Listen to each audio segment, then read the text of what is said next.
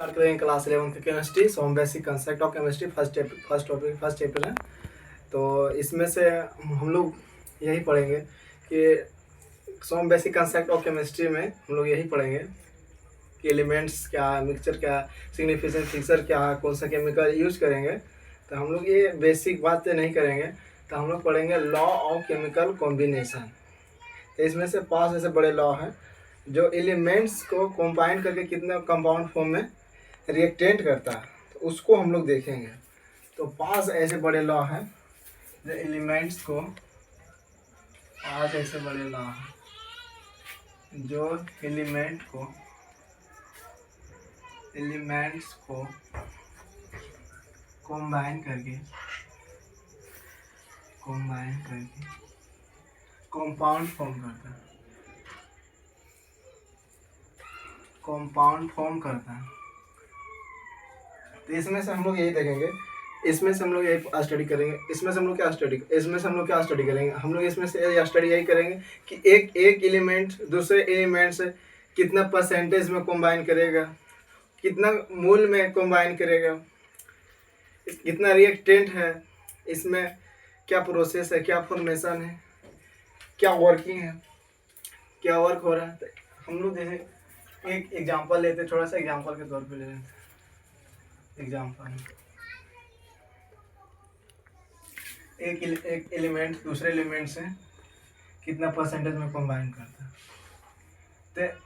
तो यहाँ का मास जो होगा, सो यहाँ का भी मास सेम होगा, दोनों का मास सेम होगा। तो हम लोग इसको लिख सकते हैं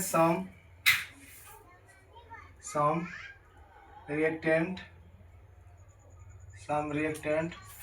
of mass and sum reactant product of mass. तो हम लोग एक बात जान लेते हैं कि ये 1740-1760 की है। तो इसमें से 5 ऐसे लॉ हैं जो इसमें से वैलिड है। तो हम लोग ये लॉ को हम लोग law of conservation of mass, जिसमें हम लोग लॉ को वैलिड किए हैं। तो इसका जो एलिमेंट है, क्या यहाँ का मास के बराबर होगा। एक एलिमेंट कितना परसेंटेज में कंबाइन करेगा, कितना परसेंटेज में कॉम्बिनेशन करेगा एंड कंबाइन करेगा, कितना परसेंटेज में कंबाइन करेगा या कॉम्बिनेशन करेगा। तो इसमें से ये हम लोग यही है कि जो हम लोग जितना परसेंटेज में निकाल रहे हैं, जैसे एक एलिमेंट दूसरे एलिमेंट से कॉम्बिनेशन करेगा, तो उसमें से हम लोग कहेंगे कितना परसेंटेज में कॉम्बिनेशन कर रहा है, कितना मूल में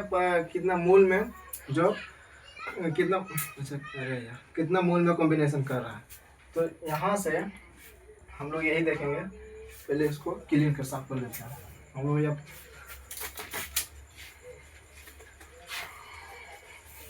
सम reactant of mass, sum reactant of product of मास।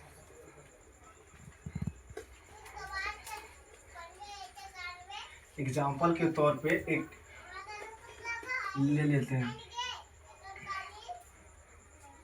यहाँ एक स्मॉल एग्जाम्पल ले लिए। सी को ले लिए प्लस में, रिएक्टेंट इससे करा दें CO2, इसका कॉम्बिनेशन करवाएंगे तो CO2 कार्बन डाइऑक्साइड, कार्बन कितना 12 प्लस ऑक्सीजन कितना 8 2 16 2 32, यहाँ कितना है 32। और यहाँ से अगर रिएक्टेंट करेगा, रिएक्टेंट कॉम्बिनेशन करेगा, कितना में कॉम्बिनेशन करेगा, कितना परसेंटेज में कॉम्बिनेशन करेगा, कंबाइन करेगा। तो यहाँ पे भी कार्बन कितना, एक एलिमेंट दूसरे एलिमेंट से कंबाइन तो करेगा। यहाँ पे कार्बन कितना 12, यहाँ भी 8 2 16 16 2 32। तो यहाँ का रिएक्टेंट है एंड यहाँ का रिएक्टेंट दोनों दोनों को ऐड करेंगे तो यहाँ से 13 44, 2 को 2 से 2 ऐड करेंगे 44, यहाँ से 3 4 44, यहाँ भी 44 आ रहा है, 44 मूल ग्राम। फिर यहाँ से भी करेंगे 2 को 2 से ऐड करेंगे 4, फिर यहाँ 3 अच्छा 2 और फिर 3 का एक सब ऐड करेंगे 40 ग्राम। एक एग्जाम्पल और लेते हैं, इसमें से कार्बन को हम लोग इससे कार्बन को हम लोग बात कर रहे थे। कार्बन डाइऑक्साइड कितना परसेंटेज का कार्बन गैस को फॉर्म में कंबाइन करके कॉम्बिनेशन करके गैस के फॉर्म में निकल जाता है। आज के लॉ में ये लॉ, आज के डेट में इसके लॉ में ये लॉ वैलिड नहीं है। एक और है अभी जो नया वाला है, E = डेल्टा mc² वाला है, तो ये गैस के फॉर्म में निकल जाता है। तो आज के डेट में लॉ वैलिड नहीं है। तो हम लोग तो एक एग्जांपल और ले लेते हैं छोटा सा, जिससे आप लोग जैसे कि केमिस्ट्री में एलिमेंट्स को हम लोग की कंबाइन करा कितना परसेंटेज में। हम लोग इसमें से हम लोग एक एलिमेंट है, एलिमेंट अगर इस तरह से हम सोचेंगे एलिमेंट्स क्या है, तत्व क्या है, तो तत्व में आप लोग इंट्रोडक्शन के क्लास में आप लोग पढ़ेंगे कि तत्व क्या। इस तरह से अगर छोटा अगर आप लोग पढ़ना चाहते हैं तो अर्थ उसको निकाल के आप लोग पढ़ सकते हैं। तो कितना कंबाइन हो रहा था इसमें तो हम लोग देख लिए। और फिर एक एग्जांपल ले लेते हैं छोटा सा। अगर कोई अगर एलिमेंट है, एक एलिमेंट दूसरे एलिमेंट से अगर कंबाइन कर रहा तो कंपाउंड है, अगर नहीं कर रहा तो कंपाउंड नहीं है। कोई एक मेटल दूसरे मेटल से अगर रिएक्टेंट कर रहा है, कॉम्बिनेशन कर रहा है, रिएक्टेंट नहीं कॉम्बिनेशन कर रहा है, तो क्या कंपाउंड है, यौगिक है, तो रिएक्शन बन रहा है। क्या हम लोग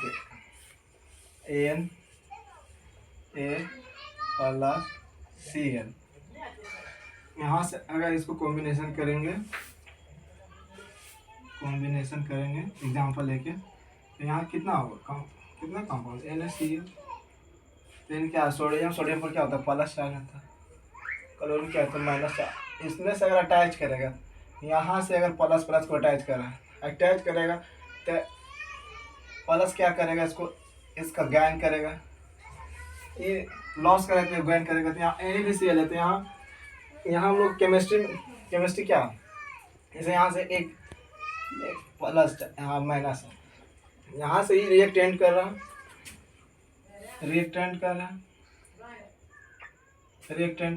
प्रोडक्ट